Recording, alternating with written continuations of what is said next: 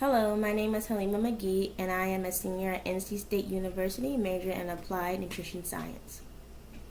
What if I told you that you, yes, all of you, were missing a critical piece of the puzzle as it relates to the implementation of the Healthy, Hunger-Free Kids Act of 2010?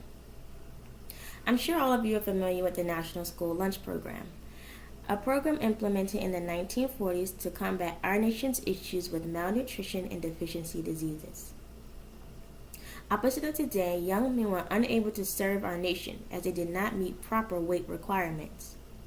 Since then, we've addressed the issue of malnutrition and deficiency diseases, and the implementation of the school midday meal has proved to increase concentration in the class and to aid parents struggling to provide nutritious meals for their children throughout the day.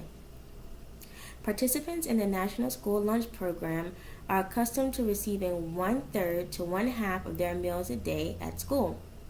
So it makes for the perfect place to start as we combat a new issue in our nation, obesity. The forum tackles issues such as fruits and vegetable servings, whole grain requirements, sodium intake, and calorie allotments. As you can imagine, the implementation of the new reform has not been easy, trying to strike a delicate balance between funding, participation, and policy. One of the major concerns is the issue of waste. Food service directors have been reporting that children are wasting the meals that are meant to provide them with adequate nutrition throughout the day. The study of childhood obesity The Journal of Childhood Obesity published a study in which researchers looked at 12 urban schools to quantify their waste. They published results that would suggest that students were not wasting food and that in fact they enjoyed the changes to the National School Lunch Program. While this may be true, what about small counties such as Wayne County, North Carolina, or Anderson County, Texas? There are no studies for these rural areas where food insecurity is common, areas where the local DHHS offices are sometimes an hour away, where access to grocery stores with healthy food options are not accessible and transportation is an issue. In fact, 61% of rural areas make up the counties that are the highest in child food insecurity.